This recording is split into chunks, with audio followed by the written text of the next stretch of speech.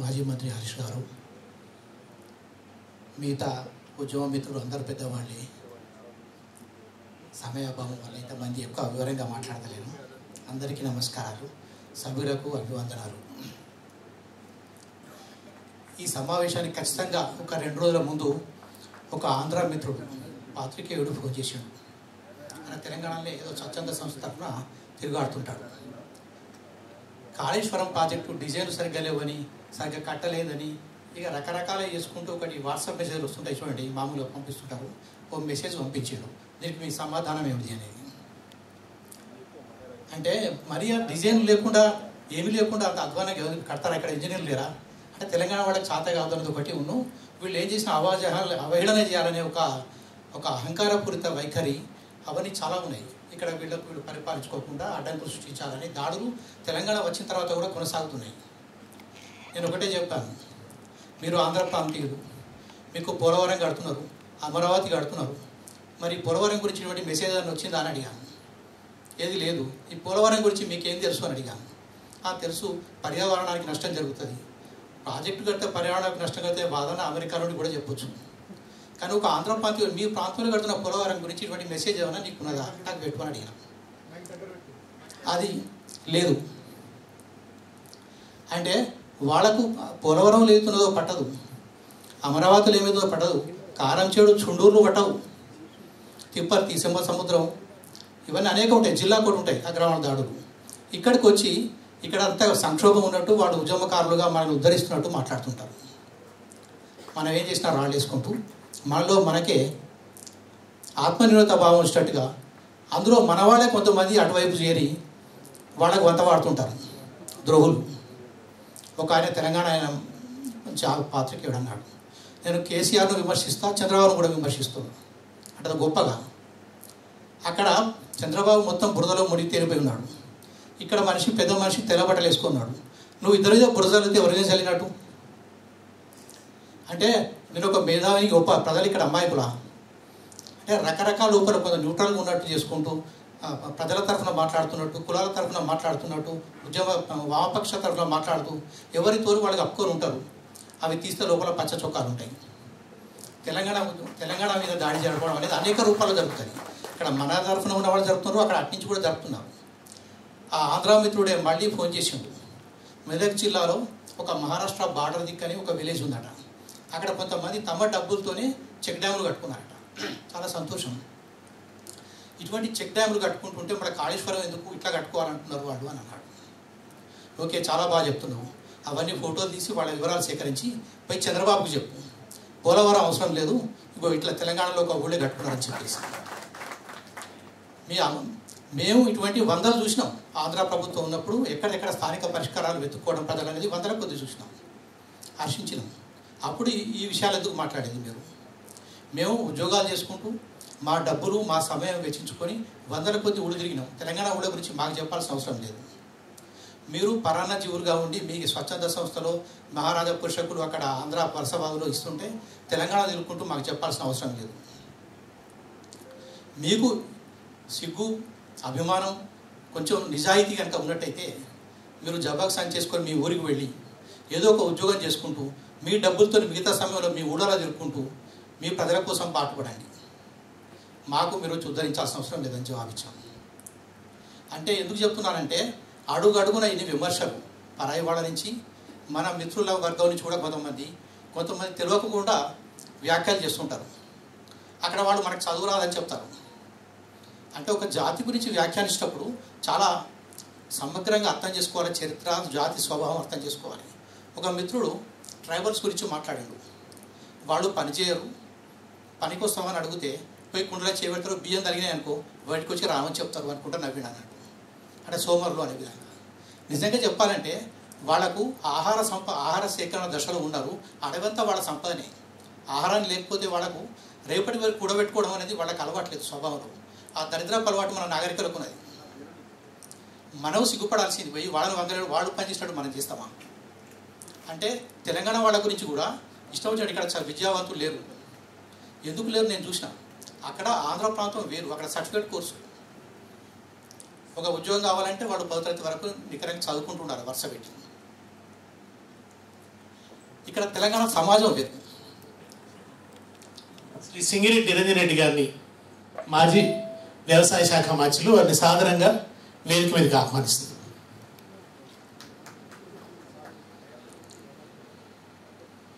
తెలంగాణలో వీధి బడుల మీద చదువుకున్న వాళ్ళు, అనేక కావ్యాలు చదువుకున్న వాళ్ళు అనేక మంది ఉన్నారు.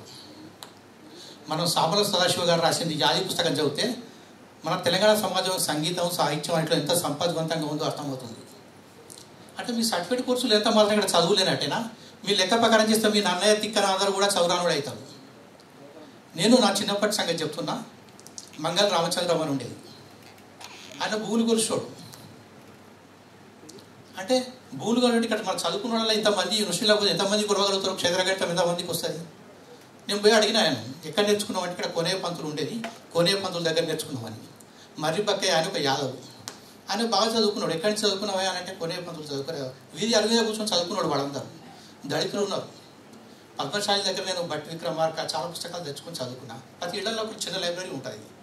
తెలంగాణ సమాజం గురించి తెలియనాడు, మీకు చదువు రాదు, విద్యావంతులు లేరంటే మనం కూడా మనం అదే మాట్లాడతాం. ఒక సందర్భంలో సమాజం తన ముందుకొచ్చిన అంశం మీద పోరాడుతుంటుంది. మీరు ఈ పోరాటం చేస్తున్నారు, ఆ పోరాటం ఎందుకు చేస్తలేరు, మీకు ఇది ఆ విధంగా ఎట్లా కొడుతూ వాళ్ళేదో అంటే మనోడు కూడా అదే అంటుంటారు. అదో సోలినట్టుగా. ఎవరి జాతి ఎవరిది వాళ్ళు, మనది ప్రాచ్య సంస్కృతి తెలంగాణలో ఉండేది. వాళ్ళది పాశ్చాత్య సంస్కృతి ప్రభావానికి వాళ్ళు లోనైపోయారు. వాళ్ళ జీవిత విధానం, వాళ్ళ విలువలు అవన్నీ వేరే ఉంటాయి. మన గొప్పతనం వాడు కోల్పోయారు. దానికి మనదేదో లోపం అన్నట్టు వాళ్ళు మాట్లాడతారు. ఇట్లా ఉద్యమ కాలం నుంచి జరుగుతుంది. ఉద్యమం తర్వాత కూడా ఈ సందర్భంలో కూడా ఇటువంటివి జరుగుతున్నాయి. మన మిత్రులు కూడా కొంతమంది అటువంటి వాదనలు వినిపిస్తుంటారు. అంటే ఇటువంటి అనేక క్లిష్ట పరిస్థితుల్లో ఉద్యమం నడిపడం, విజయం సాధించడమే కాకుండా అధికారం చేపట్టి పరిపాలనా దక్షతతోని కాళేశ్వరం లాంటి గొప్ప ప్రాజెక్టు నిజంగా అద్భుతమైంది. నేను ఒక మిత్రుడికి చెప్పాను, నేను పాత విషయం అదే మాట చెప్తున్నాను. దేవుడు ఇద్దరు దేవదూతలను పంపి భూగోళం మీద ఒక అద్భుతమైన చెప్పండి చూసి వచ్చి అంటే వాళ్ళు చెప్తారు ఏమిటంటే, ఈ అందరూ మానవులు అద్భుతాలంటే తాజ్మహల్, ఏదో గిజా పిరమిడో, చైనా వాళ్ళు అనుకుంటున్నారు. కానీ అనేక అవాంతరాల మధ్య వందేళ్ళైనా సరే ప్రజలకు మంచినీళ్ళు, అన్నం ఇచ్చే కాళేశ్వరం ప్రాజెక్టు ఉంది, చాలా గొప్పది, అతి తక్కువ కాలంలో ఉన్నది అని దేవదూతలు తప్పనిసరిగా చెప్తారు. అనేకమైనవి విద్యాసాగరరావు గారు దేశపాండే గారు పుస్తకాన్ని రాసినారు. అందులో రాసింది చాలా, అంటే మనకు డేటా కోసం వివరాలు చెప్పడం కోసం రాసింది, కానీ దాని వెనుకున్న శ్రమంతా పుస్తకాల్లో పెట్టడం సాధ్యం కాదు. మహాభారతం లాగా ఇట్లా వాల్యూమ్స్ తయారైతాయి వాళ్ళది. ఇప్పుడు కాళేశ్వరం కడుతున్నారంటే అక్కడ సర్కారు మెప్పించడం, మన కడుతున్నాం, ఇట్లా అనుమతులు వచ్చినాయి, ఇటువంటి విషయాలు చెప్తారు. కానీ దాని వెనుకున్న శ్రమ అది మామూలు విషయం కాదు. అక్కడ కడుతుంటే అక్కడ మహారాష్ట్రలో రాజకీయ నాయకులు రెచ్చగొట్టకుండా మెప్పించడం, ఇక్కడ పరిస్థితుల్లో వ్యతిరేక వార్తలు రాకుండా ప్రజలను రెచ్చకుండా ఆపడం, ఇక్కడ డ్యామ్ కడుతుంటే దాని మీద దౌర్జన్యపూర్తి హింసాత్మక విధ్వంసకర ఘటనలు జరగకుండా నివారించడం, ఇటువంటి అనేకమైన చర్యలు తీసుకొని అవతలి పక్షం డబ్బు సంచులు ఉన్నోళ్ళు, వలసవాదులు, అక్కడ అన్ని అధిష్టాన వర్గాలని, కేంద్ర ప్రభుత్వాన్ని, అన్ని వ్యవస్థల్ని కంట్రోల్ చేసేవాళ్ళు, అటువంటి వాళ్ళ మధ్యలో ఇంద్రజిత్తులాగా మాయా బాణాలు ఎక్కడ గుచ్చుకున్నా భరించుకుంటూ ఎక్కడ ఏమవుతుందో అనుకుంటూ మొదటి గారు, నాకు ఈ హరీష్ రావు గారు, మంత్రి గారు, తర్వాత ఇటు ఈ వాళ్ళ టీము, వీళ్ళు పడ్డ శ్రమ అనేది ఒక చిన్న పుస్తకంలో చెప్పడం అనేది సాధ్యం కాదు. ఆ పడ్డ అది నేను ఒకసారి పోయినప్పుడు అన్నీ చూస్తున్నారు. మన దేశపాండే గారు చెరువులన్నీ అయిపోయాయి, కొందరు ఎమ్మెల్యేలు రాకపోవడం వల్ల శంకుస్థాపనలు అయిపోయినా అందరికీ ఫోన్ చేసి చెప్తున్నారు. అంటే వాడకాడాలు వాళ్ళకు ఉంటాయి. అంటే అంత మైన్యూట్ లెవెల్లో అనేక చిన్న విషయాలు కూడా ఆగుతుంటాయి పనులు.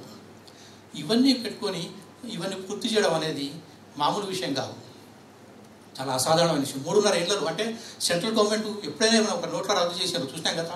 ఏదైనా చేయవచ్చు, రేపు సెంట్రలైజ్ చేయవచ్చు మొత్తం వాటర్ను. మనం ఏం ప్రాజెక్టులు కట్టకుండా ఆపొచ్చు. అటు హరిత నదుల ఆహారం అని చెప్పేసి వేరే బేసిన్ తరలిపోవచ్చు, ఏమైనా జరగవచ్చు. డబ్బు సూచనలు కూడా అక్కడ సెంట్రల్ గవర్నమెంట్లో జారీ చేస్తే ఎప్పుడైనా ఆగిపోవచ్చు. అటువంటి దాంట్లో అతి వేగంగా ఒక 19 ప్రాజెక్టుల సముదాయం, మామూలు ఒక ప్రాజెక్టుకే దశాబ్దాలు తీసుకుంటారు. మరి కాంట్రాక్టులు కమిషన్లు కోరుకున్న వాళ్ళు అయితే సగం తీసుకుంటూ పోతారు కదా. 3.5 ఏళ్లలో అతి వేగంగా పూర్తి చేశారు. ఇది నిజంగా ఒక అద్భుతమైన విషయం. అది మనకు తెలవడం లేదు. వీళ్ళు చరిత్రకెక్కాలనో లేదా ఏదో అద్భుతం సృష్టించాలని చేయలేదు. తెలంగాణ పట్ల ఆర్తి కొద్దీ ఇక మళ్ళీ ఈ సమయం లభిస్తుందో లభించదో, ఒక అవకాశం చిన్నదైనా లభించిందని చెప్పి అత్యంత తపనతోని వేగంగా చేసుకుంటూ వెళ్ళారు. నేను వాళ్ళు దేశపాండే గారు సరైన చేస్తా విన్నప్పుడు మేడిగడ్ తర్వాత ఏదో ప్రాజెక్టు విన్నాం. అక్కడ ఉన్న వాళ్ళతో కొంచెం మాట్లాడారు, పత్రిక వాడిని చెప్పకుండా టూరిస్ట్ లాగా వాళ్ళతో మాట్లాడితే వాళ్ళు చెప్పిన విషయాలు ఏంటంటే, నేను ఎవరో తెలియదు వాళ్ళకు, మంత్రి గారు కాలినడకలు ఇదంతా తిరిగారు, మొత్తం పట్టించుకుంటారు, చాలా విషయాలు చెప్పారు, అవన్నీ ఇక్కడ చెప్పలేను.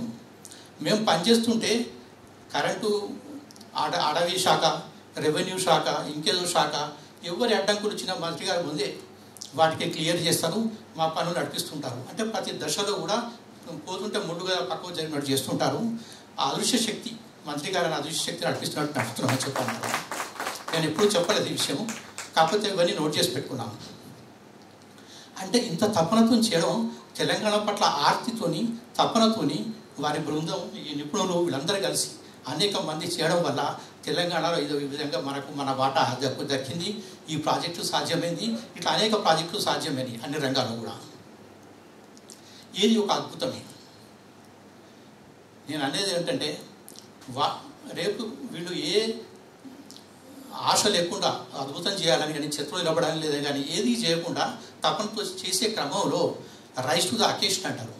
అంటే ఈ స్థాయిని అందుకోవడం కోసం తన శక్తిత్వాన్ని కూడగట్టుకొని ఎదుగుతూ చేసుకుంటూ పోయారు, సూపర్ మ్యాన్ లాగా ఒక్కొక్కళ్ళు. ఆ క్రమంలోనే ఇది నిజంగా ఒక చరిత్రాత్మకమైన నిలిచింది, ఇది ఒక ప్రపంచ అద్భుతం కూడా అయిపోయింది. అది వారికి తెలియకుండానే. అది చాలా గొప్ప విషయం. అందుకే గవర్నర్ గారు అన్నారు కాళేశ్వరరావు గారు అని, హరీష్ రావు గారిని. అందుకే ఆ పేరు చరిత్రలో నిలబడే గొప్ప పని చేశారు. నేను కోరుకునేది ఏమిటంటే, ఈ ఉద్యమ కాలంలో ఏ ఉద్యమంతోనైతే మనం పనిచేసినామో అదే ఉద్యమ శక్తితో ఇక ముందు కూడా ఉండాలి. మన రాజకీయ శక్తులు అండగా ఉండి మన దుష్ప్రచారాన్ని తిప్పుకొట్టు, తెలంగాణ సమాజంలో ఏ దాడి జరిగినా వాటి తిప్పుకొట్టకపోతే వాళ్ళు మనల్నే మనం దోషుల్లాగా నిలబెట్టే ప్రయత్నం చేస్తారు. ఒకటి చివరిగా చెప్పేది ఏంటంటే, మంత్రులు చాలా చిన్న వయసులోనే హరీష్ రావు గారు కానీ, మిగతా మన రాజకీయ నాయకులు కానీ అందరూ కూడా, మన నిరంజన్ గారు చాలా చిన్న విషయంలో, శ్రీనాథుడు అంటాడు కదా, చిన్నారి పొన్నారి చిరుత కూకటి నాడే, ఆయతం శ్రీధర్ గారికి అనుకుంటారు, తెలుగు పండితుడు. వీరందరూ కూడా దేశపాండే గారు అనేక ఉద్యమాల్లో పాల్గొన్నారు. చిన్నారి పొన్నారి చిరుత కూకటి నాడే రచయించి మరుతరాట్ చరిత్ర, నూనూగు మీసాల నృత్య యవ్వనం అందే రచయి శాలివాన శక్తి నొడివితిని అట్లా అంటాడు కదా, నిండు యవ్వన మందు శ్రీహర్ష నైషధము. అట్లా మనవాడు చిన్న వయసులోనే ఉద్యమంలో వచ్చి అనేక అద్భుతమైన విజయాలు సాధించి, ఆ తర్వాత చట్టసభలో ప్రవేశించి, రాజకీయాల వరుస వీడు యవ్వనుల కిందనే లెక్క, యువకుల కింద లెక్క, నిజంగా చెప్పండి యువకులే పెద్ద లెక్క. వీళ్ళు పరిపాలకులుగా ఎంతో పరిణతితోని అద్భుతాలు చేశారు. నాకు నమ్మకం ఉంది మళ్ళీ అధికారానికి వస్తారు అని, ఆ నమ్మకం ఉంది, తప్పనిసరిగా వస్తారు. మరింత ఈసారి వచ్చినప్పుడు ఇంతకన్నా ఉత్తమమైన, ఇంతకన్నా ఉన్నత స్థాయిలో మీరు సేవలు చేసే భాగ్యం తెలంగాణ సమాజానికి కలగాలని నేను కోరుకుంటున్నాను. జై తెలంగాణ.